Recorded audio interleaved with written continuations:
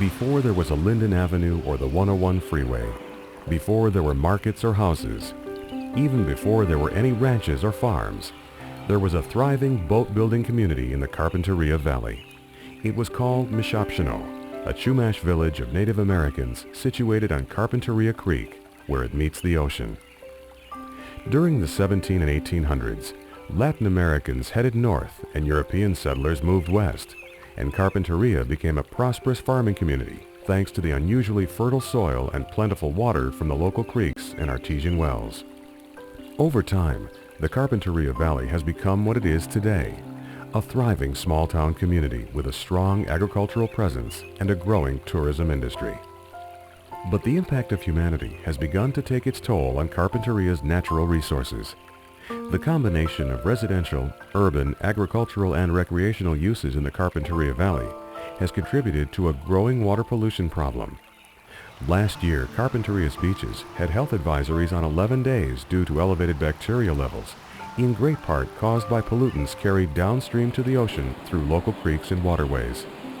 Increased respiratory and ear infections were reported among the surfers at Rincon Point. Increased levels of fecal coliform and pollutants indicative of automobile and farming residue have been found at the mouths of creeks, which feed into the ocean. The city of Carpinteria and the county of Santa Barbara have recognized the severity of the situation and are now taking actions toward resolving the problem.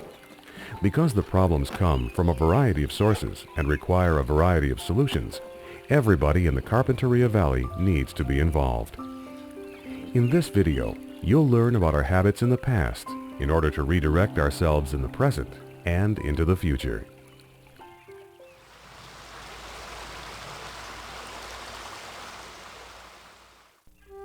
Since prehistoric times when the Chumash lived here, the creeks played a key role in the life of the community. The Chumash could not survive without the creek. And the creek was the lifeblood of the community. The creek was used as a source for water.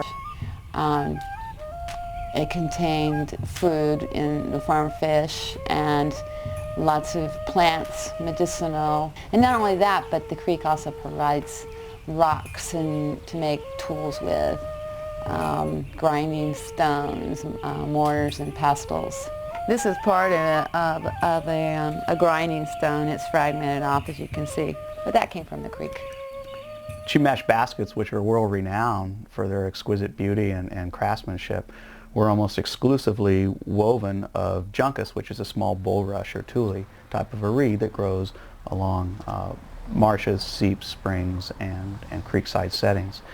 And the baskets, the Chumash didn't have pottery, and so their baskets were up with their stone grinding bowls, were probably the most utilitarian of their vessels. And here's a little small starter basket that's made out of juncus. Outside of them were coated with asphaltum to make them watertight. And you could carry water from the creeks to the surrounding areas, like to go up into the mountains or surrounding villages. They never took anything that they didn't need. And they didn't leave anything. They were very respectful. So they would never take something from the environment without giving something back. The first foreigners to settle in the area were the Spaniards, who came in the 1700s and established the mission system. In the 1800s, other American and European settlers arrived, and along with the Spanish and Mexicans, they built ranches along the creeks. But unlike the Native Americans, they didn't have the same respect for the waterways. Unfortunately, creeks were used as dumping grounds. The old back fence theory, things are just dumped over your back fence or the South 40 into the creek in hopes that the next rains would wash it away. I've heard stories of, when the horse died, it was thrown into the creek, and dumping the waste into the creek is certainly going to have effect on your downstream neighbors. It would certainly have effect eventually, and particularly in Carpinteria, on the ocean environment, since the creeks drain so quickly and readily right from the hills to the ocean.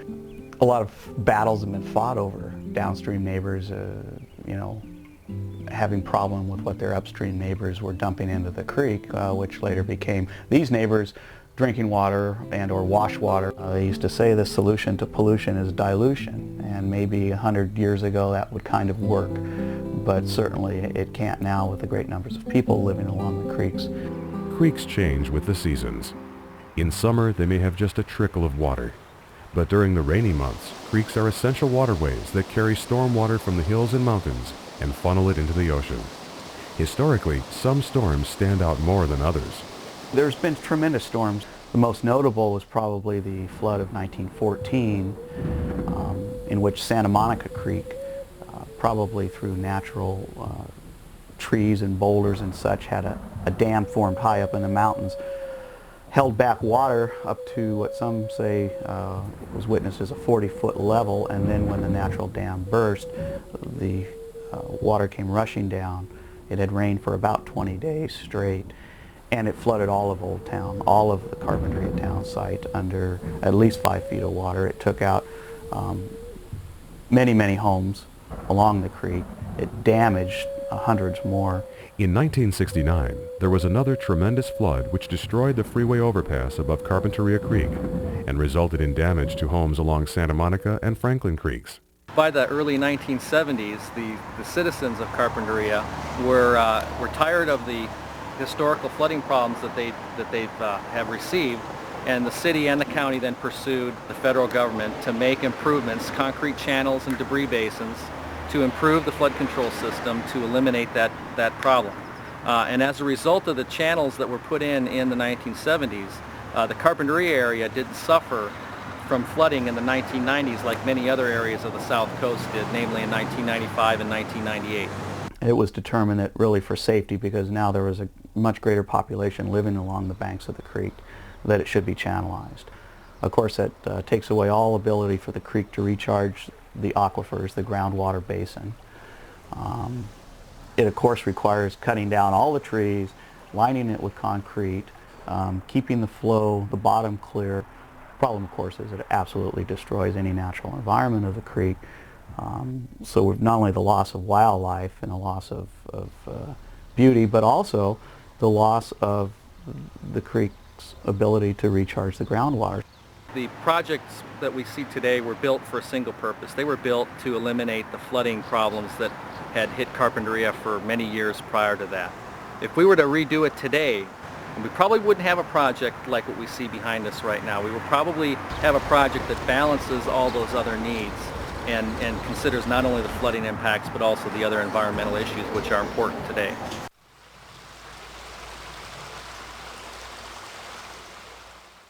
Today, the Carpinteria Valley is made up of residential housing, open field and greenhouse agriculture, retail and light industry. And the combination of these new influences carry the baggage of old habits that are polluting our environment. The problem has to be tackled on many fronts, since the pollution comes from a variety of sources. Some of the sources of stormwater pollution include our street system, and really anywhere water travels. When it rains and water flows down the gutter, it picks up oil residue and tire residue. When water flows across your front lawns, it'll pick up fertilizers and pesticides. These pollutants are collected in our storm drain system and eventually get in our creeks, like from this culvert here. Once in the creek, they flow downstream and they're deposited on our beaches. There's a real pollution crisis that a lot of people are aware about. A lot of it is from bacterial contamination, runoff from human and animal waste, and from farms and so forth in urban areas. And this bacteria is a threat to wildlife to some extent, but it's really more a threat to human health.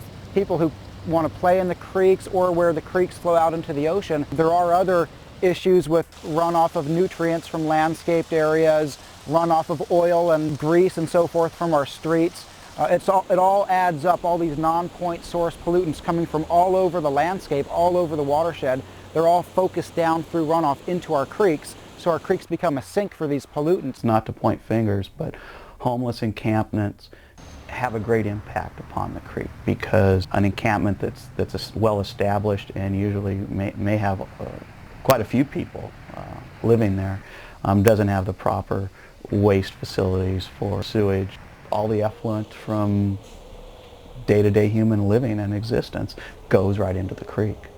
Some of the high-tech measures to control pollution include special filters in storm drains and catch basins. However, one of the best pollution filters is very low-tech: plants. Most of the places where you have high bacteria counts are where you don't have enough vegetation in the lagoons or the stream channel. A good example is in Carpinteria, because where the streams go through Carp Marsh, which is a functional wetland, still a healthy wetland, that beach over there by Carp Marsh is not polluted. It's never had high bacteria counts. Where Carp Creek dumps into the ocean, it's a lagoon that isn't vegetated and becomes a festering place where bacteria actually multiply instead of being filtered out. Part of the problem you have is that you have unvegetated lagoons, there's no vegetation, with a lot of bottom muds, and all those toxics, including the bacteria, sink down into the bottom muds and stay there, and then every time there's a storm and the waves come in and kind of stir up those bottom muds, you get huge pollutant counts. What happens in a natural channel, if you have enough vegetation, as the water goes up into the plants, it cleans out the pollutants out of the water. The vegetation along some of our creeks has been altered by surrounding development, and it's been removed altogether from the concrete channels of Franklin and Santa Monica Creeks. Some communities are attempting to remove portions of concrete channels and restore native habitats. Fortunately, Carpinteria Creek has remained relatively natural, and it's really a treasure for this community. Other communities have embraced their creeks and done fairly well with it. Arroyo Grande is one example in San Luis Obispo, where the downtown is enhanced by a somewhat natural creek running right through the business district of town. I doubt with the development along Santa Monica Creek, I don't know that that's a possibility. With Carpinteria Creek, what's wonderful about that is it remains unchannelized now. And certainly one of the largest creeks on the south coast. Rincon Creek is much the same way. Carpinterians pass over the creeks every day by car, bike, and foot. Most of us are not aware of the creeks or their importance, but they have a great value to both people and wildlife. There are more birds found, have been more birds found over the last 20 or 30 years in this creek within the city limits than are found in any other creek or in any other spot along the entire Pacific coast between San Luis Obispo or Pismo Beach and Huntington Beach in Orange County. Migration along the Pacific coast largely runs from Northern California to Mexico, but could come from the Arctic to South America. These birds are hungry when they move very far at night. There is a very great need then that these birds feel for a rest area that has water running year-round, provides food, insects and seeds, and seclusion. The creeks in this area, Carpinteria, are so valuable for so many reasons. From a biological standpoint, an ecological standpoint, they provide habitat for over half of the wildlife species in this area. In this pool right here, I've seen fish this size that were the same color as the water. On the bank down here, maybe 2 football fields away, I saw baby mountain lions, 2 of them this high, pointy little striped ears. There's a blue heron, a great blue heron that comes to fish here and that has been coming here for 3 or 4 years, 4 or 5 years. On that bank, loping through the trees, I've seen a coyote. Historically and currently, as you see, many of the farmlands are along creeks where they have rich floodplains. Creeks are valuable aesthetically for people to go and enjoy the beauty of a creek, the sounds of creeks. Creeks bring peace and solitude to people. They convey floodwater safely to the ocean. Our creeks also offer recreational values. After the rains, they fill with water, and they are the most wonderful playground. Everybody, every child should have the opportunity to play in a creek, and every adult should find the child within to get down there and play too. In terms of water pollution, creeks are very valuable because the plants that grow in stream beds, they actually filter out a lot of the pollutants that run off of urban and agricultural landscapes. You can see willows sprouting up all along the bank. You can tell the willows by the little catkins, the pussy willows that grow. These are sycamores, beautiful sycamores. Note their mottled white bark and the lovely new spring leaves. Those are blackberries, the famous Gubernador Canyon blackberries. And here is a little baby California live oak. This is mugwort, sometimes called Magellan's wort, and it's a cure for poison oak. And here's horsetail, one of the oldest plants on Earth. I think it was around when the dinosaurs were. It's a terrific source of silica, very good for your hair and your nails. People drink a tea made of horsetail.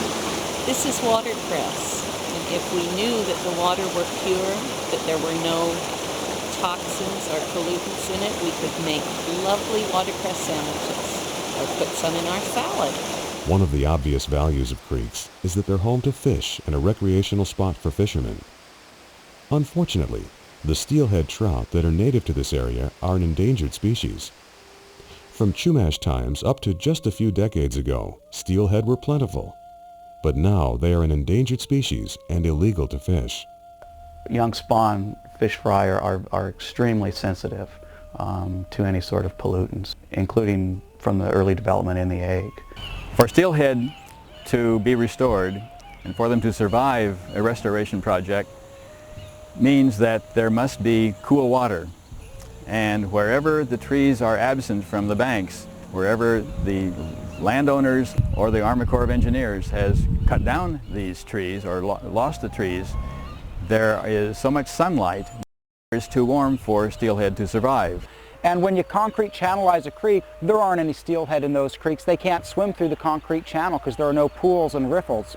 99% of the steelhead population in Southern California has been wiped out. So the fact that Carpinteria still has a few steelhead in its creeks is really wonderful news, and hopefully now that grants are being made available to restore creeks, we can have more steelhead come back to our streams, and then we can get them delisted or taken off the endangered species list once we get them to be more plentiful.